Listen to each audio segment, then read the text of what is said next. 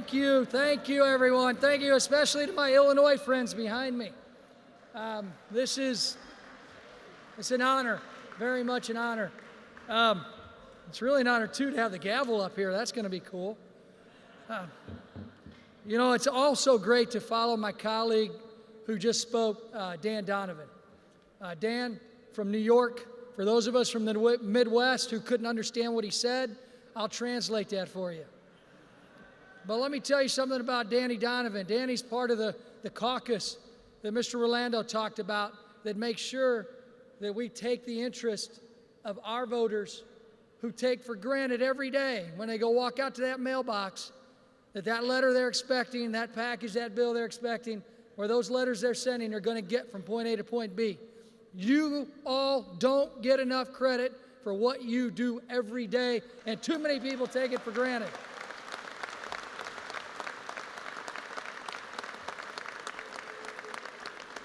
I want to say again, thank you to Fred. He actually, I don't know what to talk about. He took my whole speech. Sorry. That's okay. That's all right. I do appreciate that. I want to thank each and every one of you with the National Association of Letter Carriers. This is the 71st annual biennial national convention, right? I just found out the next one's in Hawaii. What the heck? All I'm asking before I get off this stage, or I won't get off this stage, I'll act like a senator and filibuster, is can I come to Hawaii too?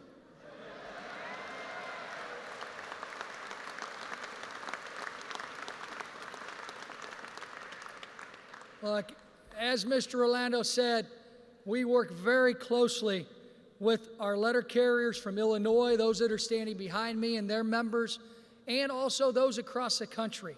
And in particular, I want to thank my friend who walked me up here and made sure I didn't trip over the stuff on the ground as I was looking and watching each and every one of you, Corey Blaylock.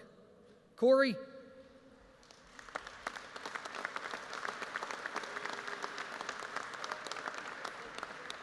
although I'm a little disappointed I didn't see her husband Todd today because I like to harass him for being a Red Sox fan.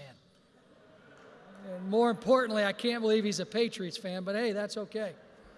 I'm a Raider fan. I remember the former Tuck rule.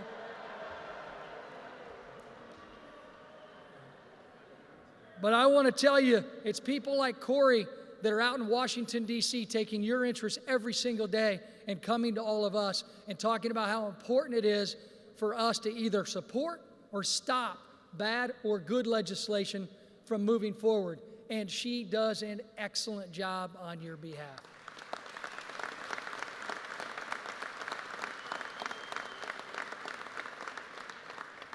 President Rolando, thank you for your service. I know it's not easy, and I know this is the last day. I did not expect this big a crowd on the last day of the convention, especially at 8 in the morning. But your letter carries, what do we expect?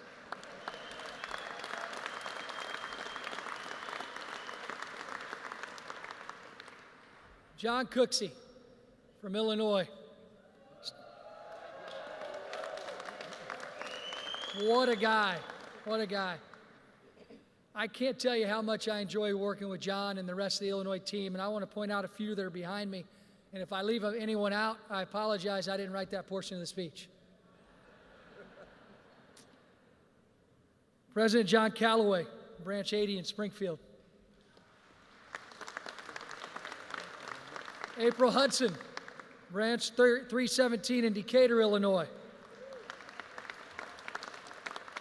Lisa Roberts, Branch 671 in Champaign, Illinois. Kim Marshall, Branch 522 in Bloomington.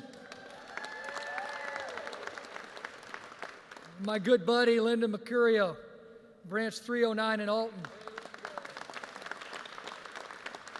And I got a good buddy, John Cezanne, who's not here because he wants to be a cop. He's training to be a police officer right now. Let me tell you something about John. I met John when I wasn't supported by the letter carriers in my first race. And John said, you know what? Here are the issues we care about. These are the issues we want you to face if you're elected to Congress. And when I got to Congress, I had to live up to the promises that I made to you, just like you can live up to the commitment and service that you make every day to all of us.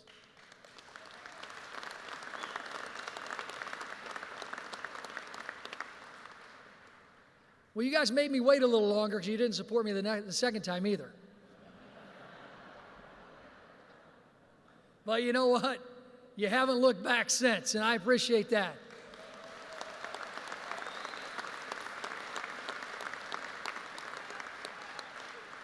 And you know why I wanted to keep pushing ahead to get your support? It's because guys like John, who have walked all day long, who have done their job every day, was knocking on doors for me, walking his weekends for me, making sure that I knew the letter carriers were there to support what we were doing. And he's not here today, but I want you to do me a big favor, because he's doing nothing down there at police training. I want him to see the video of you guys giving him a round of applause.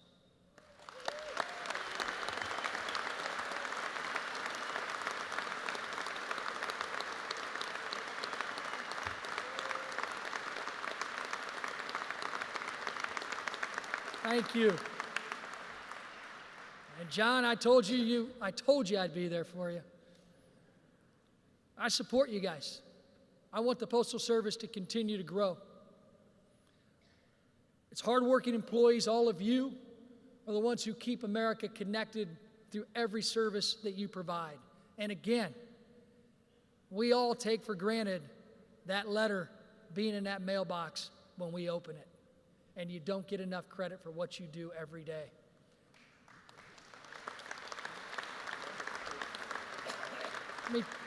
I recognize the challenge that each of you face. There's no doubt you've experienced difficult times, but it's you, the letter carriers, who do such a great job of keeping our office informed. Those names that I mentioned and recognize today, they are the ones that make me know your voice is heard, not just in Illinois, but in Washington, D.C.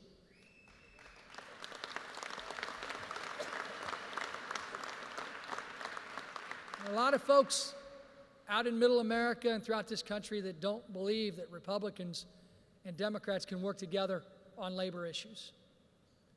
But as Fred just laid out, just this couple days ago, Republicans and Democrats came together to make sure that we stop the bad provision from being put into law.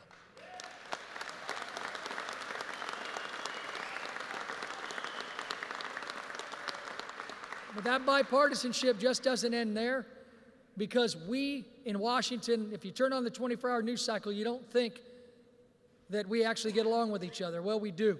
And most of what we do is very bipartisan. As a matter of fact, as of June 22nd, we have passed 768 bills in the House of Representatives in the 115th Congress, 200 more bills than average. And I will tell you, about 99.9% of them are overwhelmingly bipartisan.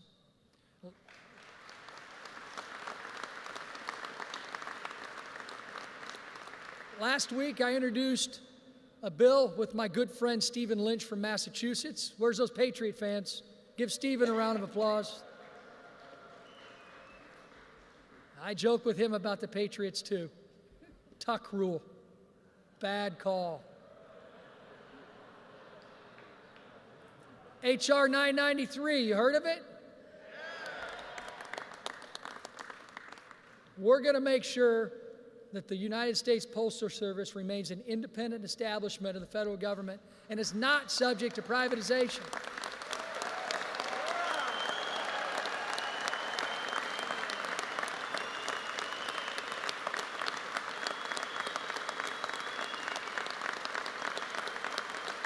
Thank you.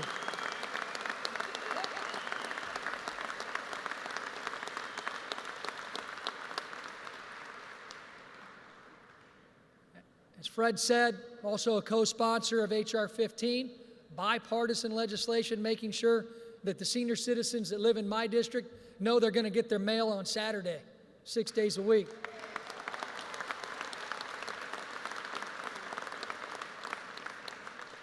That's what America expects, and that's what America's going to get from you.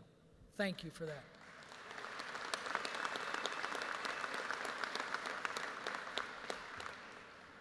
You know, it's always fun to get to the part of the speech where they start talking about HR this, HR that. Fred went over it. I just want to say thank you, because it's your efforts. It's folks like Corey. It's folks like John. It's the team standing behind me that get your message to me and make sure that we turn your issues into bills and into law.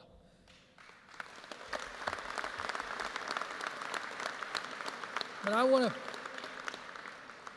to get closer to ending here pretty quickly.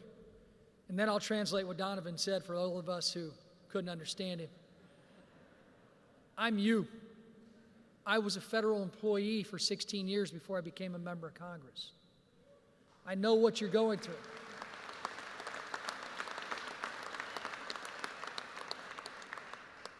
The federal government makes promises to those of us who signed up and said, we're going to be a part of this great country's system, be a part of our federal services. And the promises that were made to federal employees need to be lived up to, especially the letter carriers.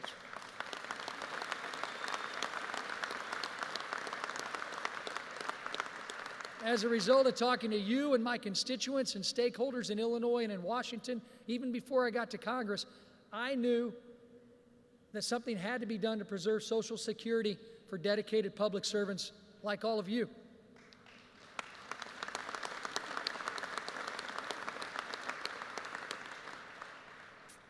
And it was loud and clear from your folks in D.C. and in Illinois that we've got to fight for the Social Security Fairness Act that I'm the lead Republican co-sponsor on every single time I get elected.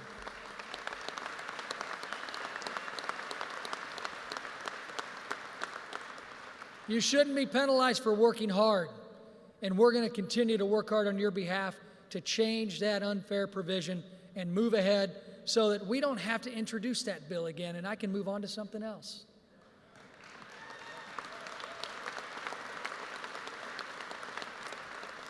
You want to talk about bipartisanship? There's 185 co-sponsors on this bill. There's a lot of Republicans and Democrats. And there are some that surprise me every day when they stop and tap my shoulder on the House floor and say, I want to co-sponsor your bill. Because it's the right thing to do. And keep sending the message to everyone in Washington.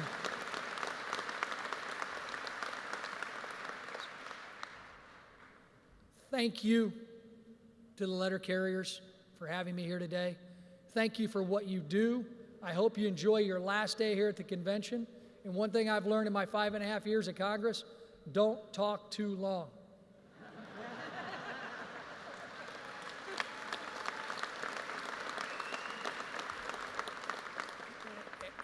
And this is what's great about having the gavel in front of me and having the microphone. Thanks for inviting me to Hawaii in 2 years.